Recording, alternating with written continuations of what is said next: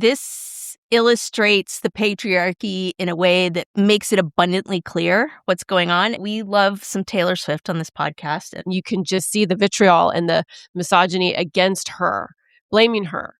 I just think she's such a role model for young women and women our age. Yeah. Because like you said, she just gives a big fuck you to the establishment, to the systems that have always been that way. Cheers to Taylor. If a man was doing this, would people give them this much crap? Prince made a shit ton of money at his time, and people were like, oh, weird symbol guy. And that was about as bad as it got. But nobody said, he doesn't have the right to do this. He doesn't have the right to make all this money. That's the other criticism that's leveled at her. She's not writing appropriately for young girls. She's a bad role model for young girls. She's 35. Right. Okay? She's not scoring romper room soundtracks, people. Get over it. She's allowed to be a full grown-ass woman. It's a really easy kind of metaphor to understand how insidious this stuff is and how it makes us feel like we shouldn't do anything that we wanted. Hear, hear.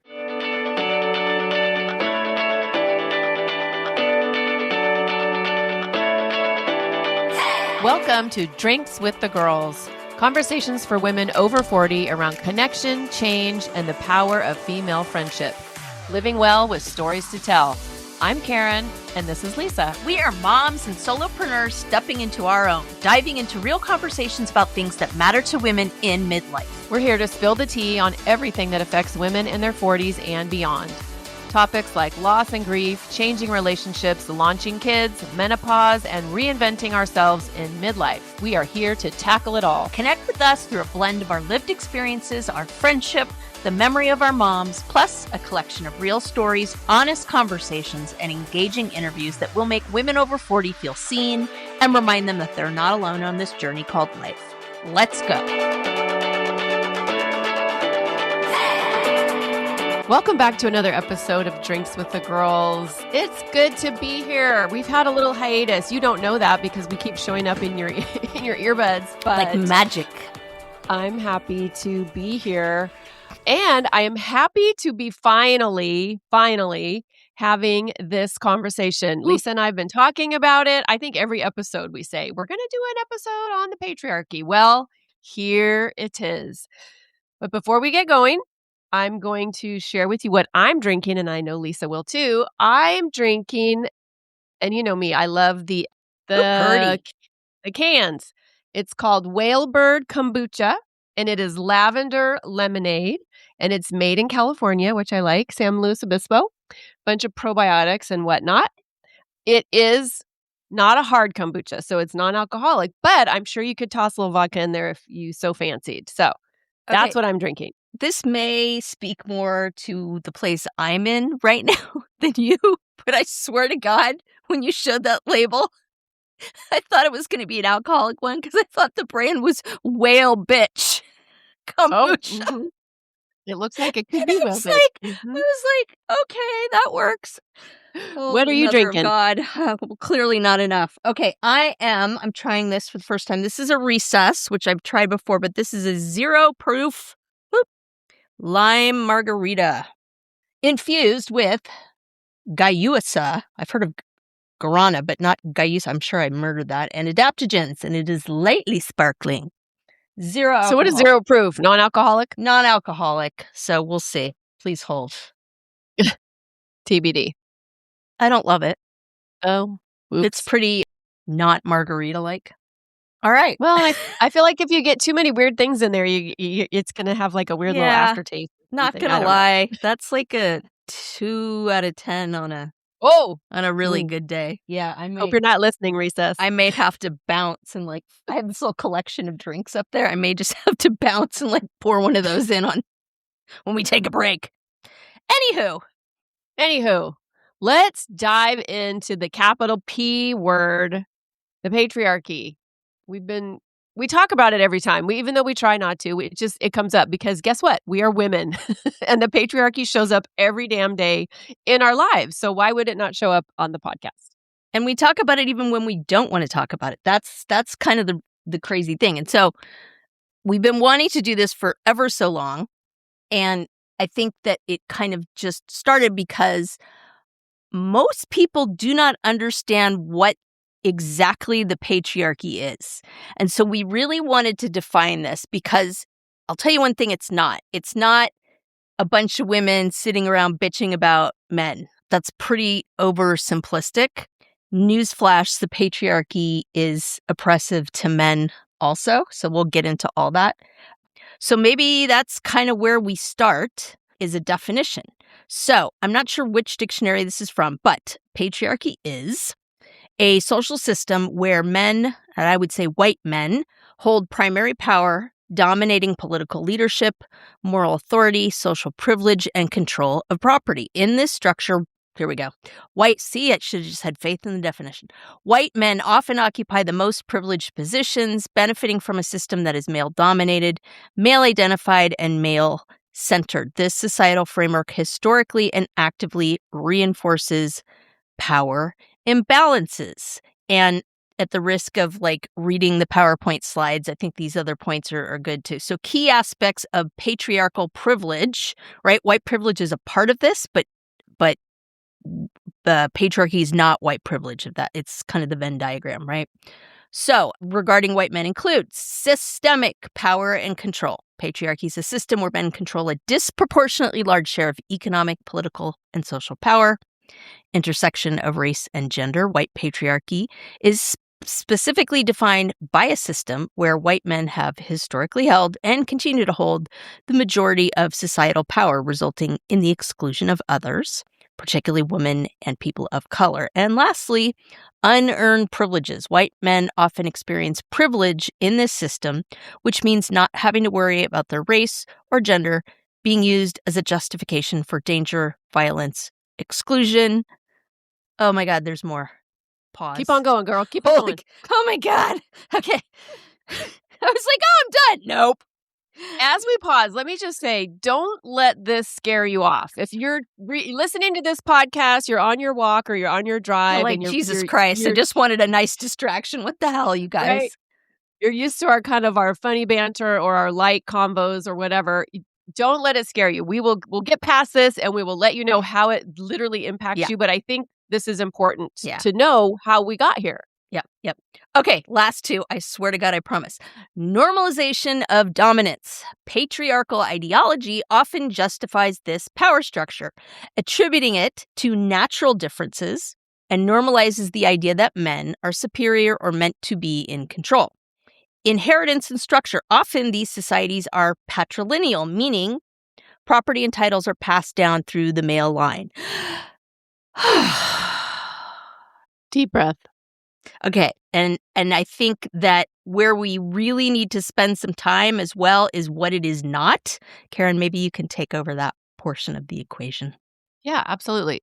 And like Lisa said in the beginning, it's not about sitting around hating on men. Because men are not the enemy. And we've said this before as we've dibble-dabbled in talking about the patriarchy. It's the system. It's the system that we've all been raised in. Generations before us have been raised in. And so men are not the enemy. The system is the enemy. And like Lisa said, it's not great for men either. I mean, I feel like it's worse for women, but men also struggle under the confines of the patriarchy because it's limiting. They don't get to be full humans. None of us get to be full humans under the construct of the patriarchy. So it's not about blaming individuals or blaming men. It's just about noticing how this structure that we've all been raised with affects our lives and why it makes us feel the way we do. Because I don't know about you, but I've been feeling so fucking pissed off lately with everything that's happening in the news. And I mean, a lot of it is patriarchy. So why does it hurt everyone? Like, why does it hurt men and women? You know, it gives women fewer opportunities. We automatically have this expectation that we are the caretakers. And we have this pressure to be likable, to be palatable, to be small, right? To not take up too much space. And for men, it hurts men because they're not allowed to feel. They're not allowed to be vulnerable. They're not allowed to cry. Like, think about it. You know, boys, we raise our boys. Oh, don't cry. You know, they have to be stoic, unemotional, always strong, and always the provider. And that's a lot of freaking pressure. Yeah. especially if you're in a situation where you can't be the provider for whatever good reason. That is a very difficult place for most men to be.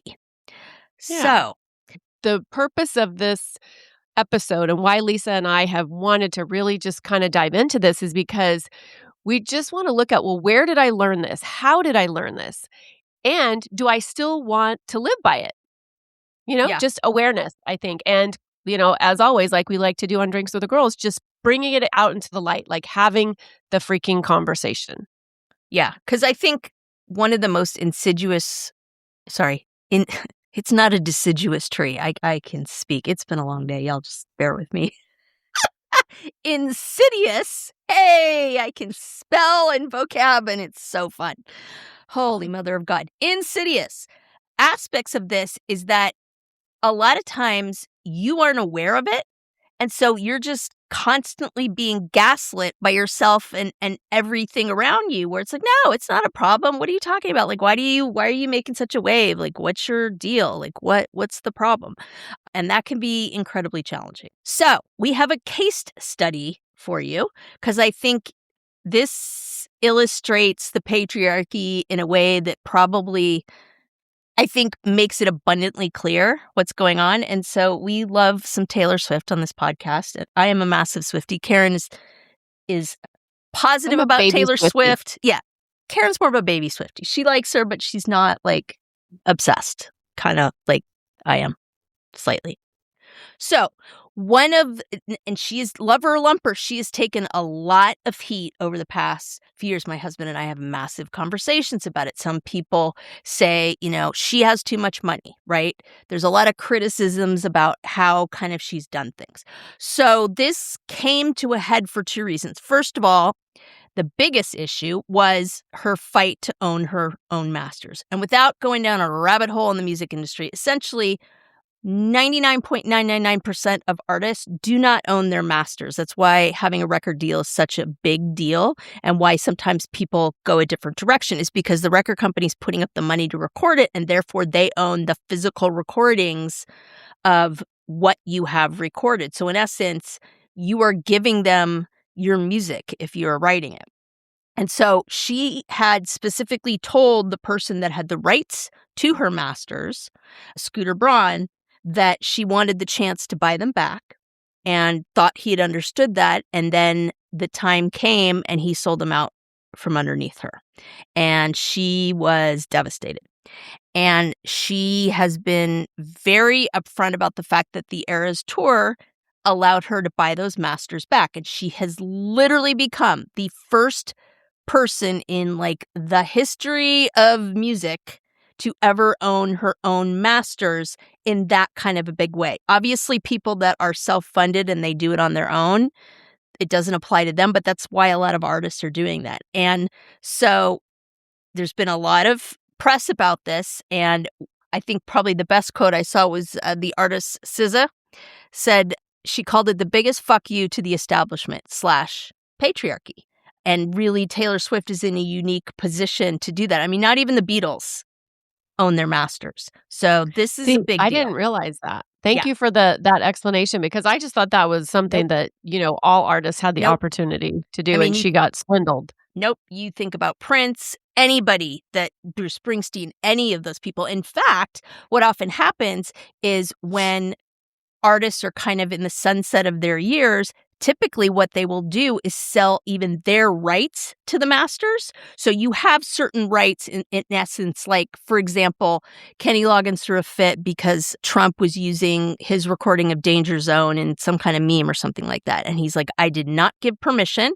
Right. So like, I think it was Sony that owns his masters, like said, sure, you can use it. But Kenny Loggins is like, no, but I recorded that with my voice. You don't have the right to use my voice in there. So it's a very fine line in terms of what that looks like. But yeah, it's a big frickin' deal. And so that is a very good example of what power and privilege do. And there was a lot of talk about like, she's, getting too uppity.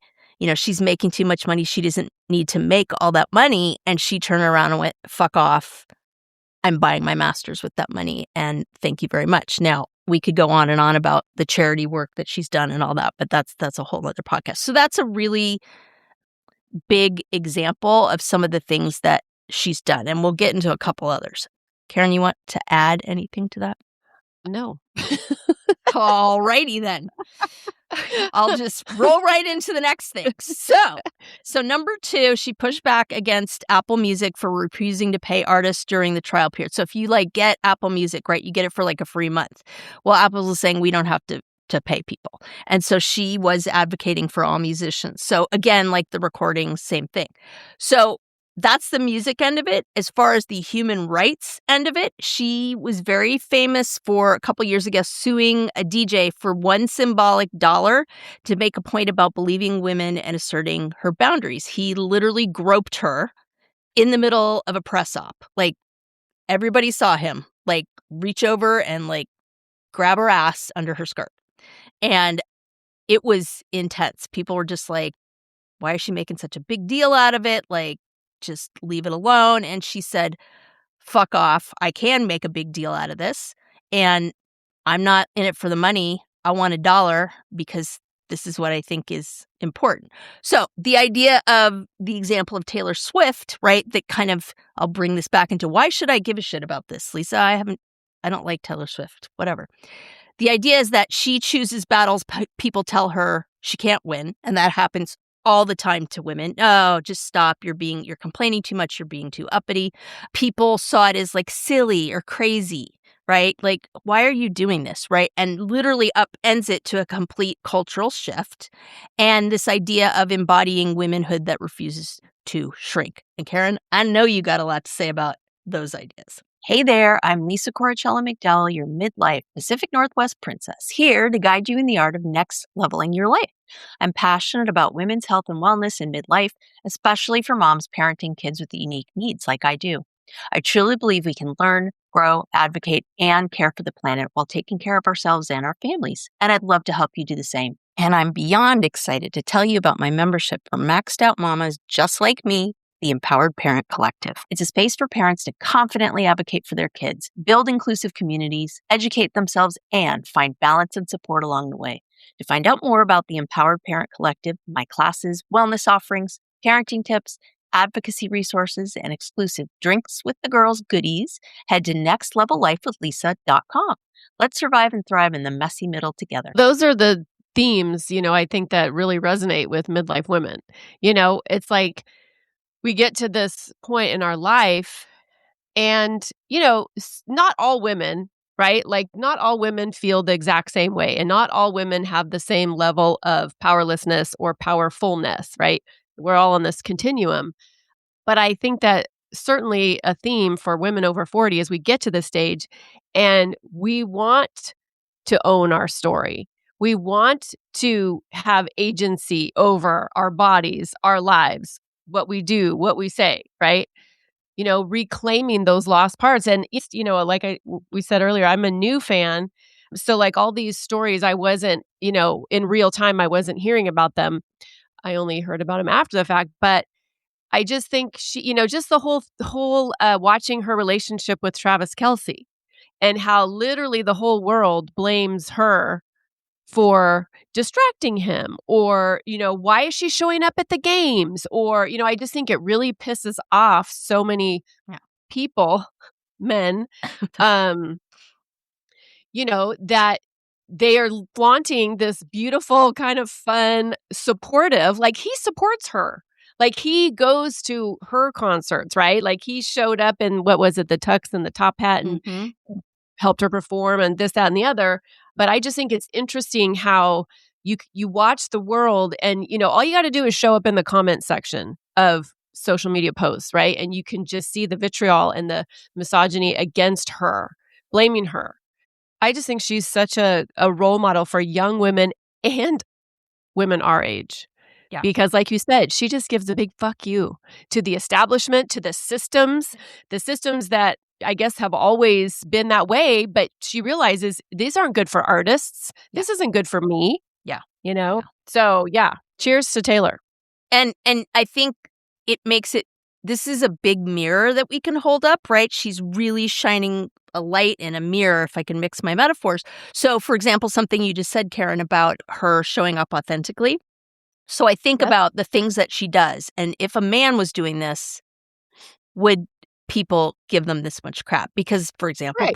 Prince made a Definitely not. shit ton of money for at his time, and people were like, oh, weird symbol guy. And that was about as bad as it got. But nobody said, he doesn't have the right to do this. He doesn't have the right to make all this money, right?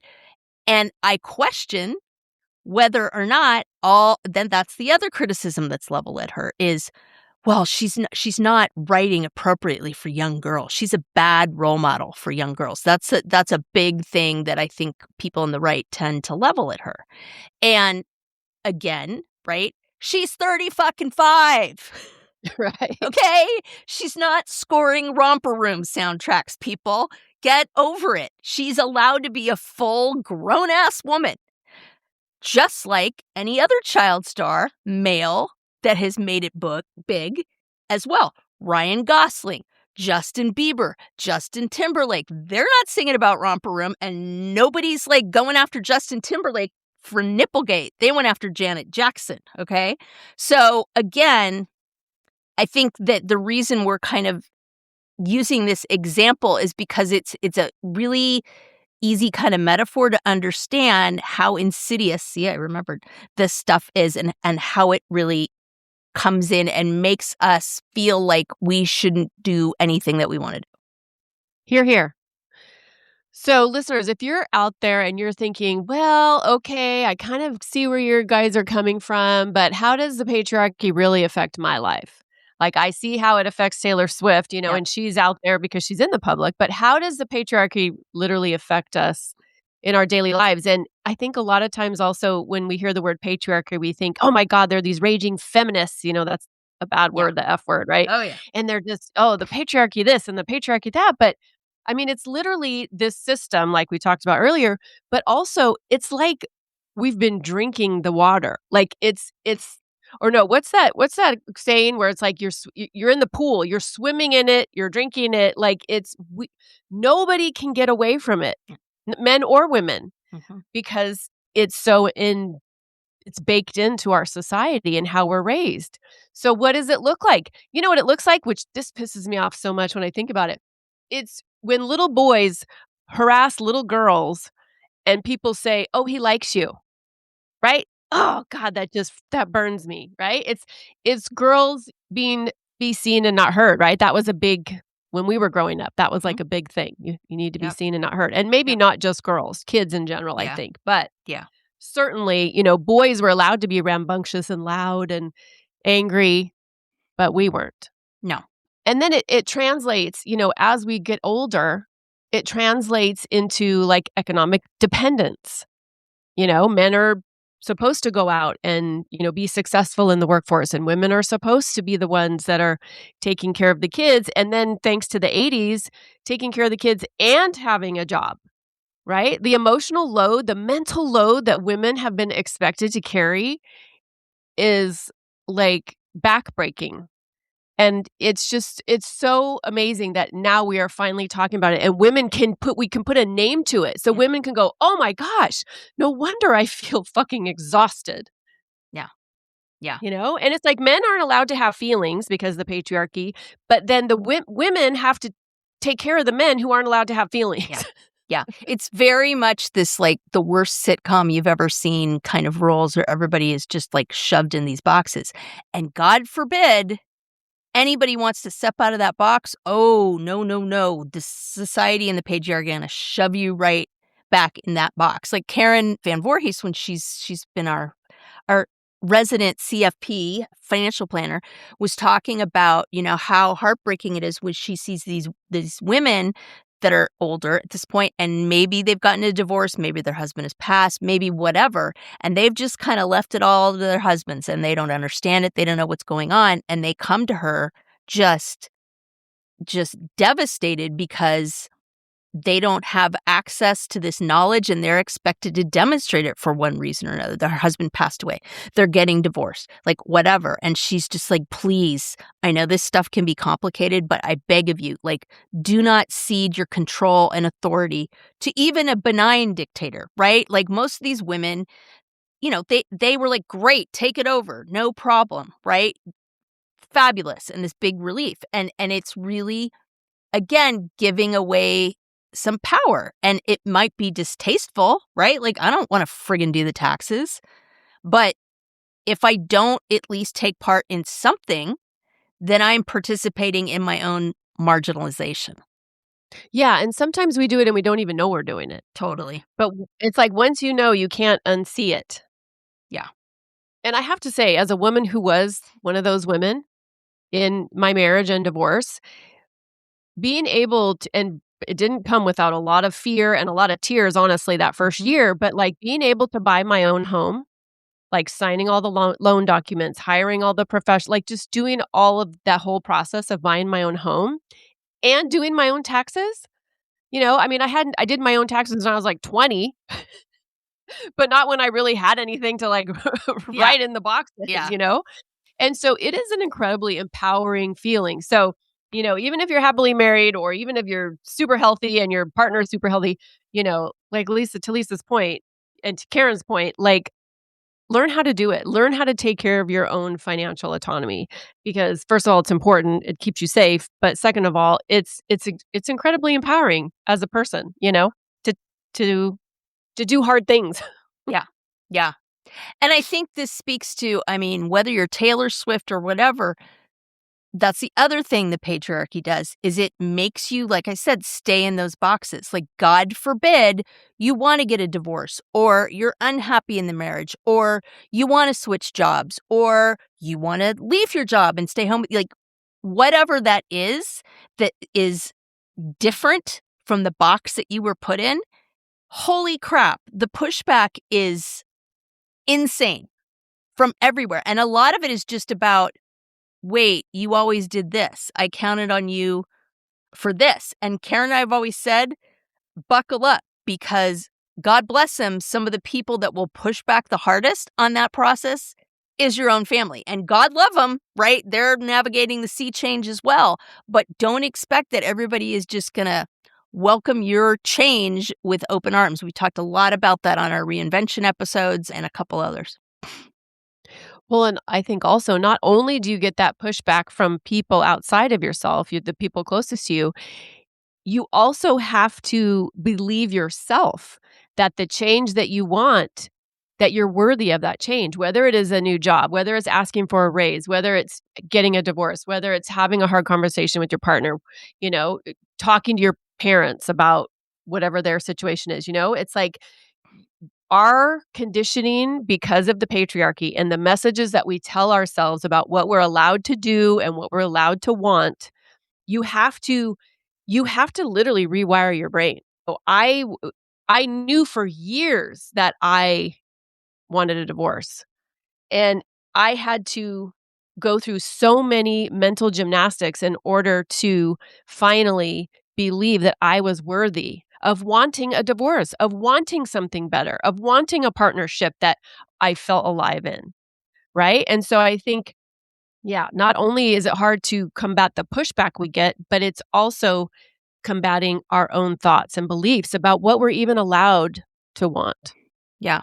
I was listening to, I think it was on TikTok or something, but Michelle Obama was being interviewed by, I think it was Stephen Colbert. And he was talking to her about that famous quote where she was at a Democratic convention. I think it was the first election of Trump. And she was saying, when they go low, we go high. Right. And Stephen Colbert, who of course is hysterical, he's like, so checking in on that statement, like, how are we doing? Because I'm just saying the bar for low, it's pretty low. It's pretty damn low. And was basically saying, like, are you saying that no matter how low someone else goes, you should always take the high road? And she was very specific, and I loved her explanation. She's like, I'm not saying ignore it. I'm not saying just let it all go, like, duck water off its back kind of thing. That's not what I'm saying at all. What I'm saying is no matter how low people go, do not let go of your morals, your principles, the things you believe in, the things that you know are right. And I was like, that is such a fantastic interpretation of that. So I thought that was pretty cool. I love midlife Michelle Obama. Oh, hells yeah. She's awesome. And now that she's not the sitting president's wife, she's like her not showing up for the inauguration. I mean, yes, queen. Yeah, my name is Karen Shatafian, and I am a shameless coffee addict and empowerment coach for women, and my love language is authenticity. My mission is helping women unapologetically design a life they're in love with. Because what the hell are we waiting for? My website, KarenShatafian.com, has all my coaching packages and free offers like my Midlife Reclamation Guide. In it, you'll find tools to help you decide how to create the most inspired and empowered version of yourself and your life. You can find me on Facebook and Instagram talking about ways women can show up for themselves after decades of showing up for everyone else. Join me as we throw off the shackles and live our best freaking lives. See the show notes for all the details. Cheers. I just think, yes, seeing women, whether it's Michelle Obama, whether it's Taylor Swift, there's hundreds of other women that we could, pull from the headlines that are putting up the middle finger to the patriarchy. Yep. Because I think we finally feel like, first of all, that we're allowed to. And that second of all, we're at this, when you get to this stage in life, you don't give a fuck as much anymore. And guess what? Those of us who are raising daughters or have nieces or young women in our lives, it's important that we bring this to the light for them so they don't grow up in the same boxes that we did. We give them an out. Mm-hmm. And again, I think it's important to always go back to this system of patriarchy, right? Again, we haven't really dove into this much, but I swear now is a good time as any, right?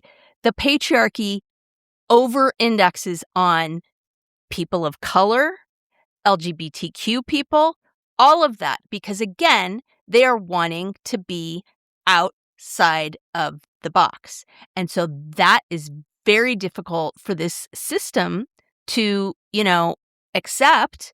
I mean, my God, just look at all the hullabaloo over, bathrooms and what gender you put on your frickin' passport. Like, it's been a big deal. So talk about wanting to draw outside the lines and be who you are no matter what. I mean, whatever you think of LGBTQ people, the bravery and the courage is absolutely stunning, in my opinion, whether you agree with what they're doing or not.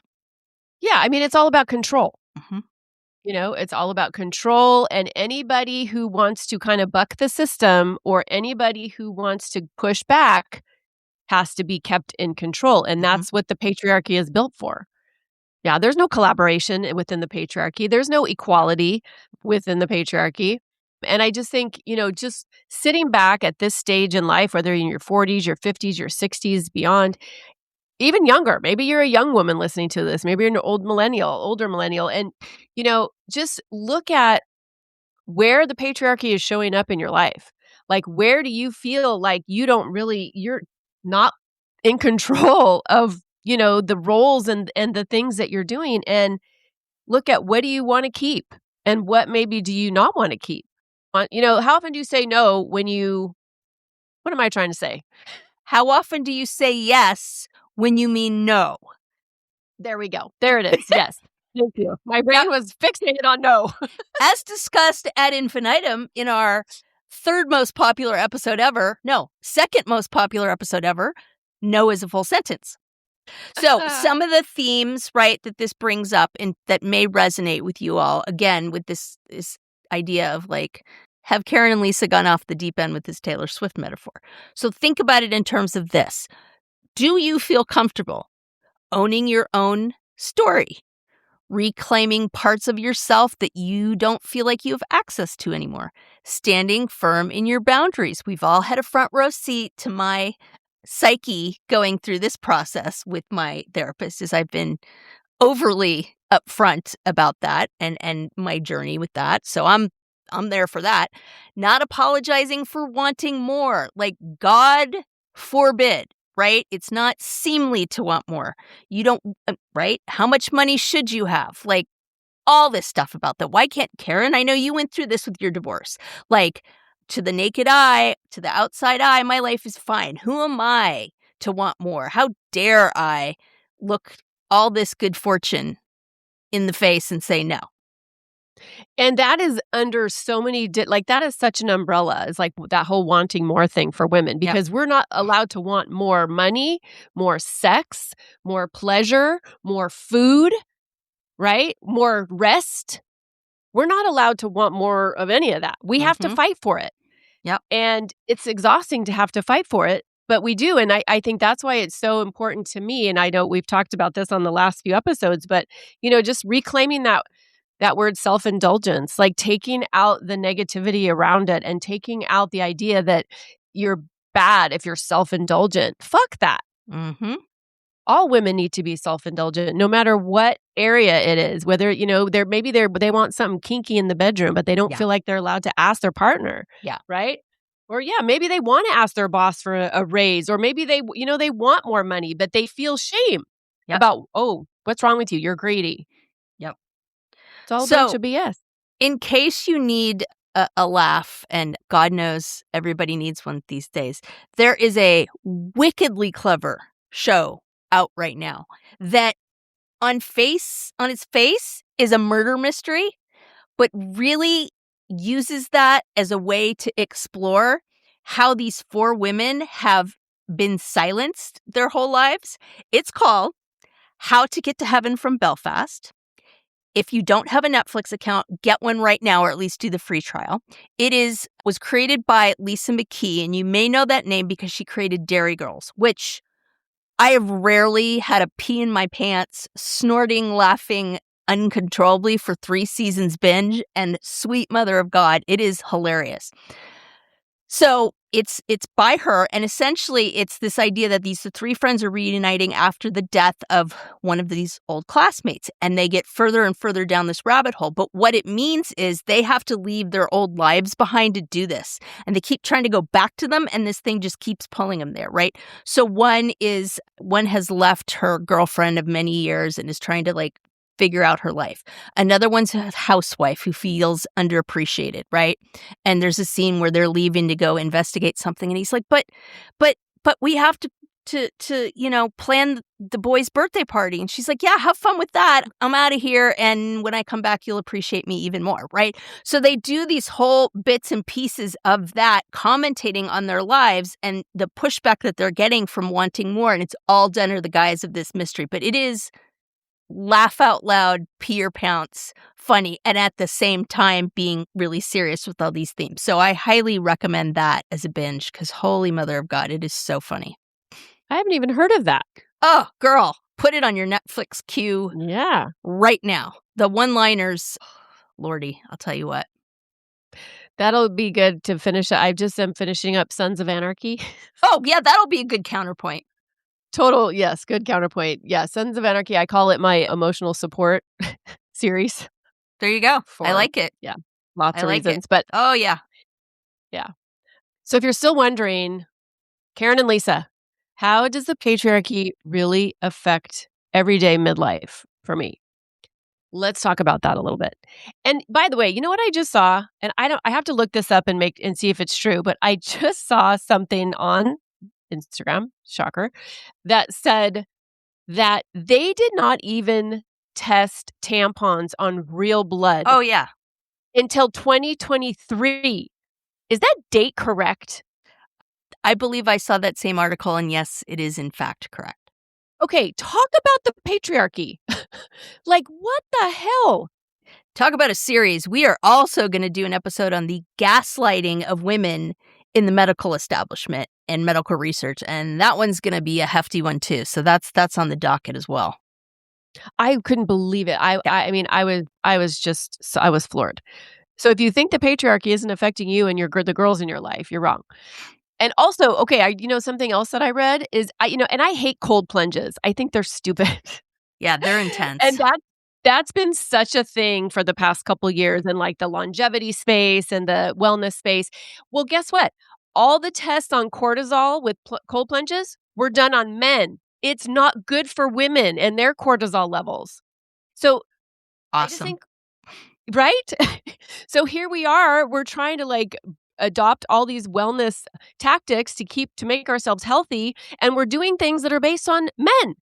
So, sorry, I'm getting sweaty. Oh my God. No, I did not know Getting that, fired and that makes a lot of sense because I've tried it. I lasted like 2 or 3 minutes in a 3/4 filled bathtub and wanted to scratch my own eyeballs out and thought I could gut through it and was like, fuck this. I am out. Silliness. Okay, quick pause. Have we talked about the Pod Squad lately?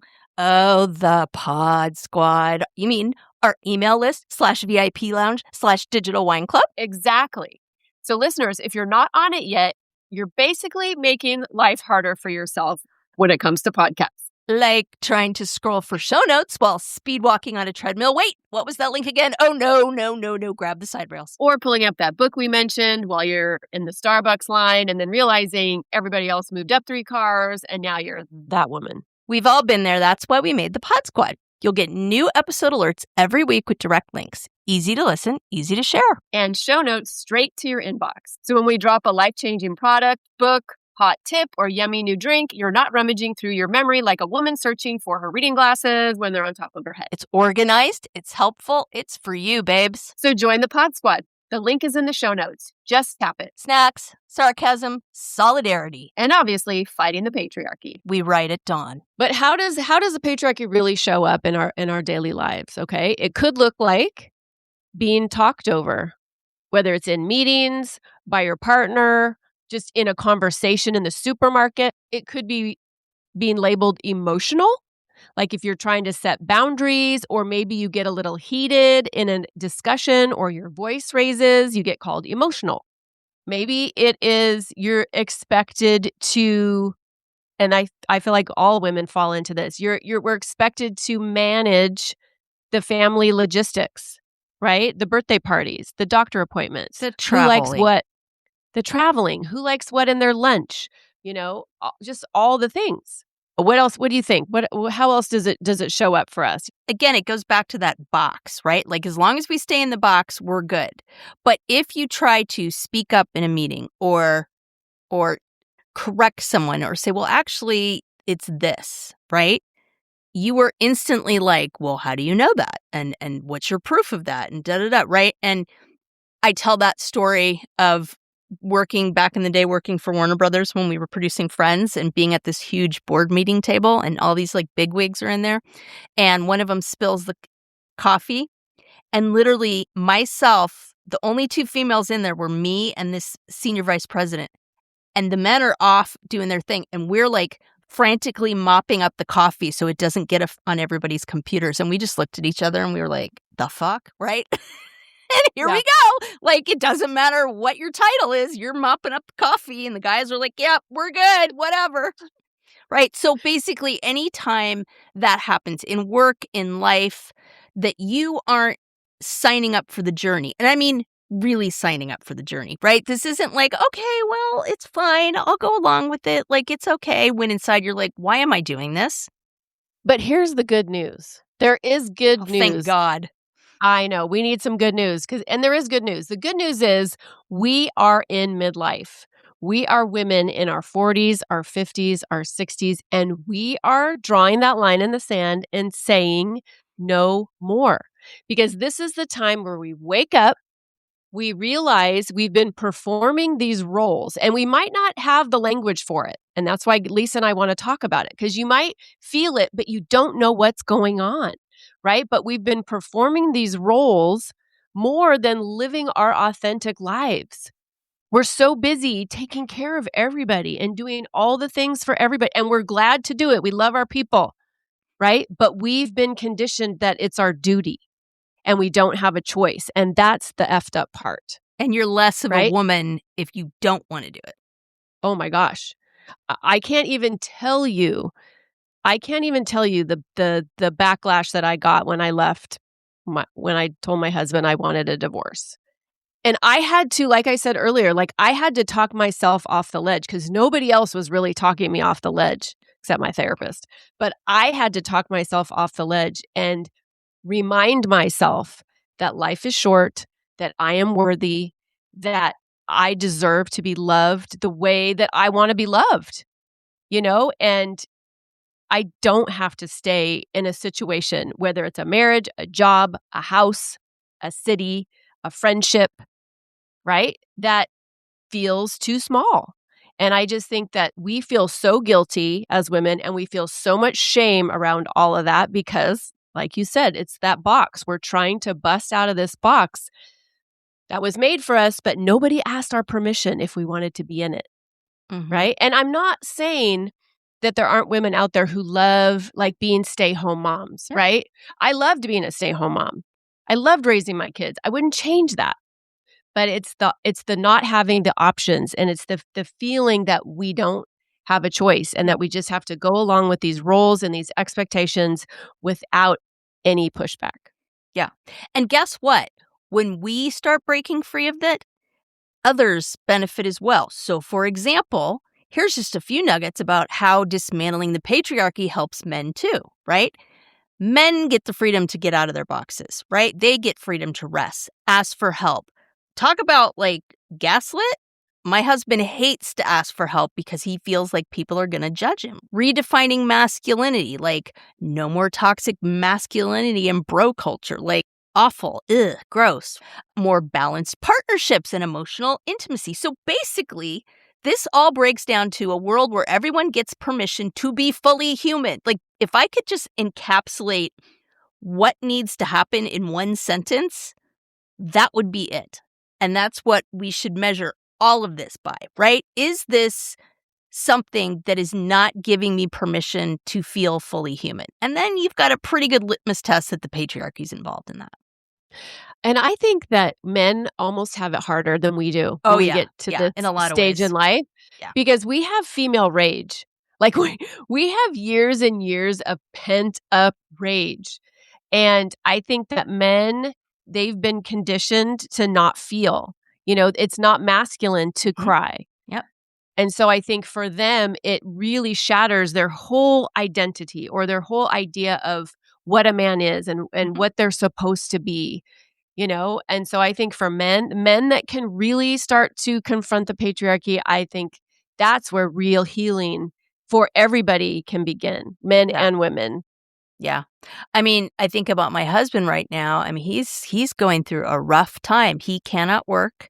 He is on disability. And, it has been difficult for a lot of reasons, but not the least of which is he's like, I just feel like the biggest loser. Like, I can't provide for my family. Like, I can't do things that I should be able to do. Like, I can't even put this together. What's wrong with me? And to a certain extent, I'm like, well, this part of your brain is fried that used to be able to put things together, right? And I can be logical about that with him, but he still really struggles with that idea. And, I can't say, oh, it's going to get better because in his case, it isn't. So I think, we're not just like, oh, yeah, it's okay for men too. Like, we're not just kind of like throwing that in there to look at both sides of the story. Like, it is real for sure. And in terms of how it affects minorities, like look no further than the episode we did with Brie Martin on allyship and listen to how she talks about the patriarchy being a system that will take us all down, in her words. It is chilling when you hear that. And we don't have time on this episode to talk about, but you talked about it in the beginning when you were talking about the definition, but just the intersectionality of, patriarchy and capitalism and racism and sexism and just all the systems that were built a long ass time ago, but we keep upholding them. And that's why, like I was saying earlier, it's like we're swimming in the pool. Like we can't get away from it. It's the water all around us. Yeah. And I think it takes so much work and effort to really look at it and decide, do I like this? Do I want to keep doing this way? Or do I really want to change? Yeah. And let's just talk about aging for a second. Let me just get on my high horse, my soapbox. Because the patriarchy is also involved in all the anti-aging bullshit that we are fed. We are not allowed to age. We're not allowed to have wrinkles. And the patriarchy wants us looking like young girls. right? We don't want to show age. It's basically anyone that doesn't look like a friggin' Victoria's Secret model is Thank you. discarded and not worthy of anything. There it is. Right. And I mean, and think about it. Like, we spend so much money, time, energy criticizing ourselves and beating ourselves up for doing something naturally. And it's because, guess what? We get more powerful as we get older as women. And the patriarchy doesn't want us to do that. So they want us to think that there's something wrong with being a 57-year-old woman or a 64-year-old woman or an 82-year-old woman. Yep. Yeah. Okay, I'm done with that. We know that there's more to talk about because this is a big ol' meaty ass topic. But for now, we are going to put the patriarchy in a jar on a shelf far, far away. So, Karen, what do you want our listeners to take away from our discussion so far today? Oh my goodness gracious sakes alive. First of all, I want you to stop gaslighting yourself, because the patriarchy loves it when we gaslight ourselves and we question. We have these inklings, we have this intuition, we have these dreams and desires and passions inside of us. And when they start to bubble up and come out, and if we feel like they're too much, or if we feel like somebody's going to have some feelings about it, or if we feel like we're not worthy, the beliefs and thoughts in our head tell us to push it down. So I want you women to stop gaslighting themselves about what they really fucking want and what would make them feel really good in this lifetime, right? It might be still, really leaning into that role of taking care of your people, right? That's valid as well. But take care of yourself equally. Do the things that make you feel good equally as much as the people around you. Yep. That's one thing. I'll have more, but what about you? Okay. So I think my big one on this is, if you get pushback about something, ask yourself, do you really deserve the pushback? Like, would a man get this kind of pushback? I know I'm like obsessing about Taylor Swift in this episode, but I just feel like there's a lot of concrete examples. So one of the big ones, for example, is that she's stacking the deck when it comes to charting on the Billboard charts because she does different versions of her albums. I'm not talking about the Taylor version stuff. She does these limited edition pressings of her records in like different colors and different things, and she sells those. They're pre-order for fans. And so rather than being praised as that's really innovative, that's such a cool business strategy, people literally say she's stacking the deck. She has an unfair advantage because she's doing all that. What? Like, again, if Bruce Springsteen did that, if frickin' Ed Sheeran did that, nobody would friggin' bat an eye. They'd be like, that is such a genius move. That's so cool. She's really like, making her fan base into super fans, and they want these commodities, and what an innovative way to do it. Oh no, right? So think about it, right? What is your kind of metaphor for that, right? What innovation have you come up with that you know is a really good idea, but people are pushing back on it and trying to make you feel less than? And I know you're questioning yourself right now because we all do it. So my question to you is, are you gaslighting yourself? Are they really right? Because I think it deserves a long, hard look. Because I'm telling you, 9 times out of 10, you are being innovative. 9 times out of 10, it is a creative way to solve the solution. And people are pushing back hard because they feel threatened by it. So stop gaslighting. As to Karen's point, but with a little twist. I cannot tell you how much pushback I got when I wanted to start my coaching business. It was ridiculous. And I had to keep pushing back equally as hard because I knew in my gut it was an important thing to do. And the other thing I want women to do is I want you listeners to normalize for yourself wanting more, whatever it is you want, whether you want more pleasure, more ambition, more sex, more naps, more money, more fucking chocolate cake. Whatever it is. I'm picturing the protest signs. Need more naps. Naps for all. Right? I could get behind that. Hell yeah. Right. Yes. So normalize whatever it is you want normalize it, because you would not have that want, that desire, that passion inside you if there wasn't a way for it to come to fruition, right? It was put in there divinely. So don't listen to the systems that were built to keep us small. Listen to your gut, listen to your heart, listen to your intuition, and normalize wanting more. Yeah.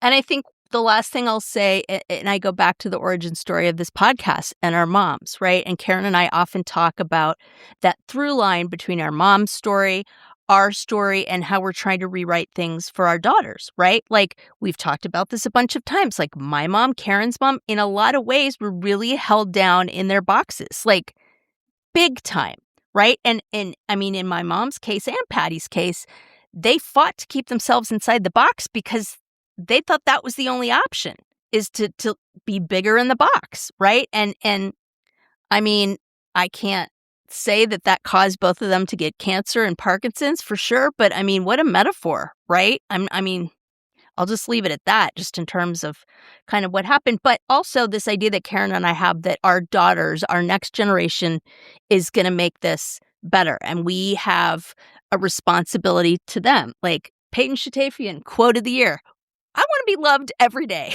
not just on Valentine's Day, right? Right? And my daughters had some choice ones too. So I think that, I mean, that really, truly, in a nutshell, is a big reason why we're so passionate about this topic, is we have seen that happen in our lives, and we both feel a responsibility to our daughters, to our listeners, to the world, really, to kind of slap people upside the head and say, no, you need to pay attention to this. This is a big deal. And yes, it is part of it. And you may not like that it's part of it. And you may be perfectly happy in your roles, and that's fine. We're not saying everybody like has to stop like baking sourdough and frickin' picking up carpool. Like that's not what we're saying at all, right? Like go with your bad self, but make sure it's a choice that you want to make. Make sure it's not something you think you have to do because you have no choice. And while you're picking up carpool and baking sourdough, make sure that you are up to date on your finances, that you are involved, that you are taking care of yourself financially, educating yourself. We've got you on that. Like, don't stress about this stuff. Like, we always try to bring, as you know, those topics and stuff that we feel like you need to be aware of and need some help with. So again, as we've said before, if there's a topic you'd like us to talk about, like this is happening, I don't know if it's a patriarchal thing, but it doesn't like sit right with me. Like, what do you guys think? Like, we're not experts, but we'll dive into it and do the research or get a guest expert to speak about it. Like, we're totally down with that. So everybody head to drinkswiththegirlspodcast.com. That is all the juiciness from how to join our email list, the Pod Squad, to there's a one-pager that I always stick in there every month that just gives you a quick synopsis of the latest episodes so you're not scrolling through like crazy Apple Podcast stuff. It's an easy way to get a hold of us. You can read some of our reviews, just all sorts of different things. And it's a really easy way to be able to contact us rather than like trying to dumpster dive for stuff. So drinkswiththegirlspodcast.com is our website. Love people to go there and give us some feedback. Karen, is there anything you want to add? I just want to add two things. The first thing is, like Lisa was talking about our origin story, right? The whole reason we started this podcast, Patty and Renee are up there, cheering us on, but also these conversations that we like to have, they survive in silence. Mm-hmm. So all these conversations about kind of things that women aren't really talking about, they survive in silence, but we want to bring them into the light. We want to start talking about them. Even if we do it really messily and clumsily, we want to start talking about it because if it affects us, we're pretty sure it might be affecting you too. So let's keep the conversations going. And like Lisa said, if there are things that are important to you that you want us to talk about, let us know, because I'll bet you there's another woman who is struggling with exactly the same thing. And I want to leave you with a person to follow on Instagram if you're on Instagram. She is actually a feminist. She calls herself the feminist life coach, but her name is Robin Clark, and her Instagram handle is Love Robin Clark. And if you want to just educate yourself a little bit more about patriarchy, or just get information about it, or just see things about it, or if you're very well-versed in the patriarchy and you want some fuck yeah vibes, go check her out. Craft workshop to come for protest signs. drinkswiththegirlspodcast.com for all of the juice. And thank you for joining us. We love that you are willing to spend time with us. And I'm going to say cheers. Cheers. Clink, clink. Clink, clink.